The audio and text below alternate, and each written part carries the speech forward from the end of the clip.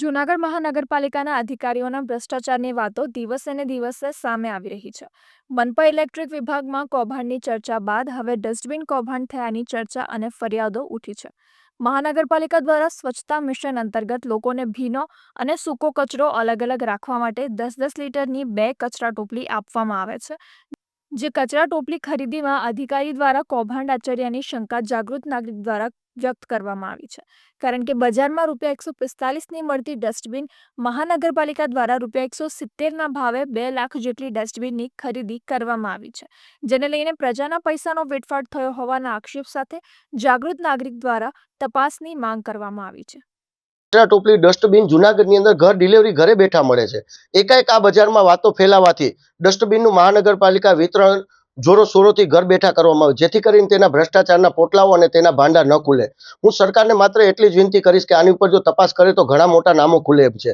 જો ઠરાવની અંદર વાત કરવામાં આવે કે ઠરાવમાં મંજૂરી થઈ હતી, તો ઠરાવની અંદર બેઠેલા સભ્ય અધિકારીઓ પદાધિકારીઓને શું બજારના ભાવની ખબર નહોતી કે આની કંઈક અલગ જ વાત બહાર નીકળશે?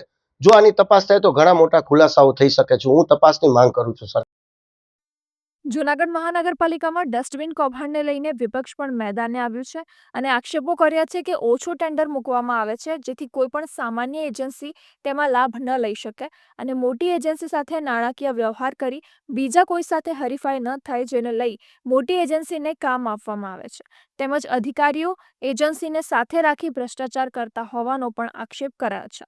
અત્રે ઉલ્લેખનીય છે કે જૂનાગઢ મહાનગરપાલિકામાં ભ્રષ્ટાચાર થયો હોવાની વધુ એક ફરિયાદ ઉઠતા ઉહાપો મચ્યો છે. જ્યારે આ મામલે નિષ્પક્ષ રીતે તપાસ હાથ ધરવામાં આવે તેવી કોંગ્રેસ દ્વારા રજૂઆત કરવામાં આવી છે. વધારે ટેન્ડર ન આવે અને કોઈ ચોક્કસ એજન્સી કે જે કાયમી આ પ્રકારના કામ કરે છે એને જ ટેન્ડર મળે.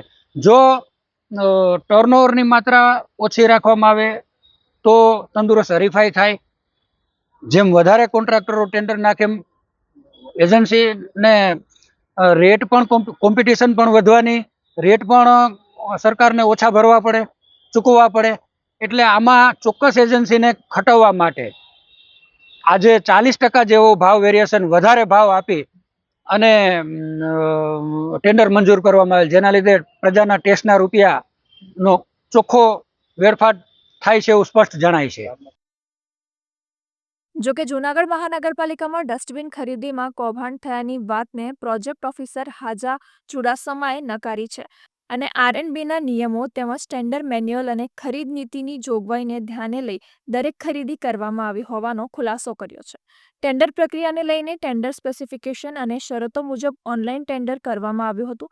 સમગ્ર દેશમાંથી કોઈપણ ઓથોરાઇઝ્ડ ડીલર, મેન્યુફેક્ચરર કે કોઈપણ વ્યક્તિ ટેન્ડર ભરી શકે તેવા નિયમ મુજબ ઓનલાઈન ટેન્ડર કરવામાં આવ્યું હતું, જેમાં 3 સ્ટાન્ડર્ડ એજન્સીઓ દ્વારા ટેન્ડર ભરવામાં આવ્યું હતું. જેમાં નીલકમલ કંપનીના ડસ્ટબિનના ભાવ સૌથી નીચા જણાયા હતા અને તમામ નિયમો અનુસાર પ્રોસેસ કરી સ્ટેન્ડિંગ કમિટીની મંજૂરી લઈ કંપનીને વર્ક ઓર્ડર આપવામાં આવ્યો હતો. ડસ્ટબિનની ખરીદી નિષ્પક્ષ રીતે કરવામાં આવી હોવાનો દાવો કરવામાં આવ્યો છે. ગવર્નરને મિલકત ધારકોને આગામી સમયમાં જેટલા લોકો હાઉસ ટેક્સ ભરે છે અથવા તો હાઉસ ધારકો છે, તમામ લોકોને ડસ્ટબિન આપવામાં આવેલું છે. કોમર્શિયલ અને રેસિડેન્શિયલ પ્રોપર્ટી ગણીએ તો 1,40,000 જેટલી થાય છે.